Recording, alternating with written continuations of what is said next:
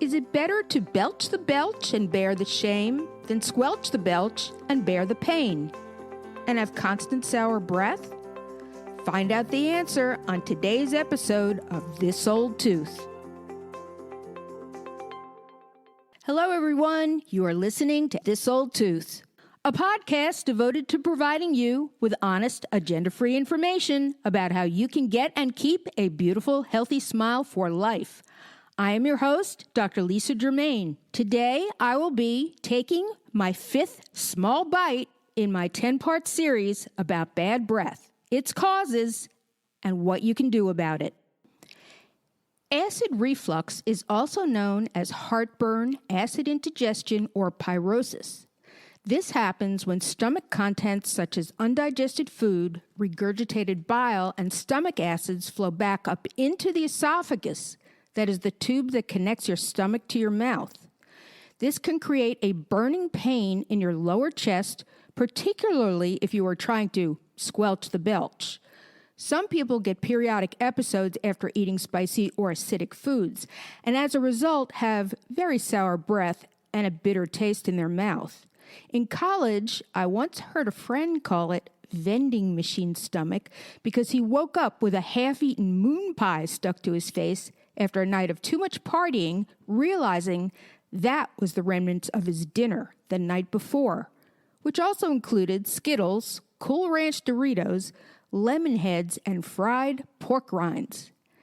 While singular episodes here and there are common, some people suffer from chronic acid reflux. Chronic acid reflux, also known as gastric esophageal reflux disease or GERD, is a medical condition. The primary cause of chronic acid reflux in most people is a faulty or relaxed lower esophageal sphincter. This is a valve-like muscle, like a thick rubber band, that forms a barrier between your esophagus and your stomach. When it works appropriately, it opens when you swallow to let food enter your stomach, and then it closes tightly. However, when you have a faulty valve, it remains open, and it allows acids to flow back into your throat, and ultimately, these acids will pool in your mouth. If you have this condition, you have a real reason to worry about having chronic bad breath. In addition, if you have stomach acid constantly flowing up into your mouth, it will cause severe erosion of your teeth. The most common symptoms of GERD are acid indigestion and heartburn. You may frequently burp and feel bloated. An acid in your esophagus can make it spasm, and that is what causes the pain and the feeling of tightness in the chest. Sometimes it is so bad that it can feel like you're having a heart attack. Now, this would not be a time for self-diagnosis. If you have pain in your chest, you should always seek medical attention or go to the emergency room. Do not assume it is GERD. Let the physicians there make the diagnosis for you, just in case. There are a variety of factors that can weaken your esophageal sphincter. These include overeating, being overweight, pregnancy, smoking or regular exposure to secondhand smoke, vaping and chewing tobacco, as well as nitrates and other medications. In addition, you could have a hiatal hernia that's causing the problem, and this is when part of your stomach protrudes into the diaphragm muscle.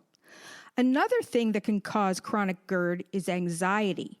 So if you feel that you were as nervous as a long-tailed cat in a room full of rocking chairs, it may be time to find some way to relax.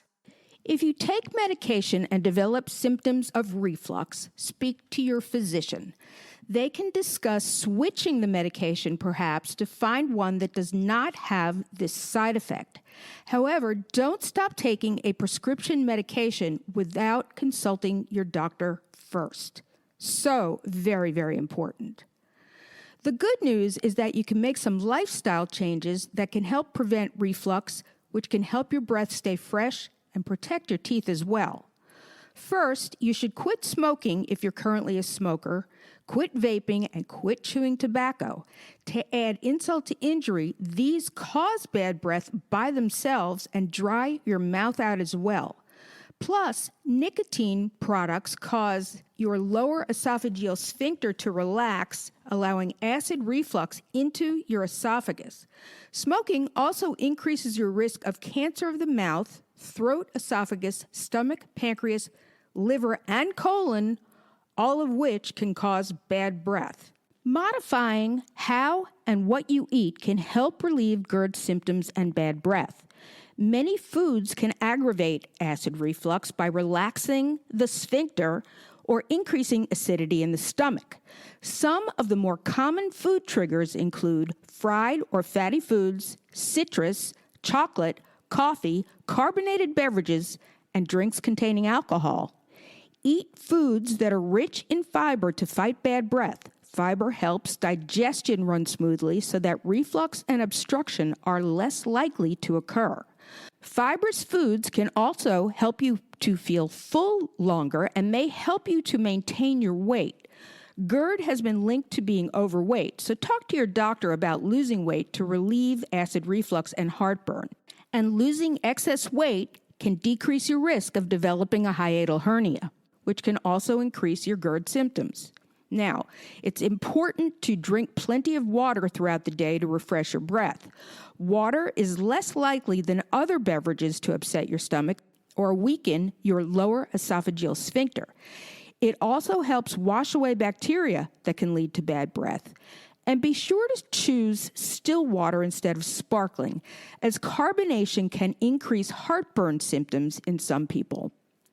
Other adjustments to counter GERD symptoms could include waiting at least 2 to 3 hours to lie down after you eat, putting a 6-inch board or wedge pillow under the head of your bed to raise your torso and hence reduce the pressure on your lower esophageal sphincter, and eating smaller meals throughout the day rather than 3 large meals. There are several types of over-the-counter and prescription-strength medications that can be used to treat GERD, including histamine blockers, proton pump inhibitors, and antacids such as calcium carbonate, which are Tums, or aluminum and magnesium hydroxide, also called Mylanta. Some chewable antacids include breath-freshening ingredients and will relieve both symptoms at once. Other GERD medications and drugs can lead to dry mouth. Now, dry mouth occurs when your salivary glands don't produce enough saliva. You can find out more about this if you go back into the archives of my podcast and listen to episode number 9 called Dry Mouth, When Spit Does Not Happen. This can be very uncomfortable, and it can also cause horrendous breath. Your doctor can help you manage the combination of medications you are taking and recommend solutions for the side effects. If your new medication reduces your GERD symptoms but causes a dry mouth instead, ask your doctor about solutions for the dry mouth. Sometimes medication side effects have simple solutions and can be managed more easily than those that cause the acid reflux. It's important to know that finding the right balance of medications is possible. And now for a fun fact. In 1986, John Pennington won the National Spelling Bee by spelling odontologia, which means toothache. If you have any questions related to your dental health, please visit my website at thisoldtooth.com and go to the Contact Me section.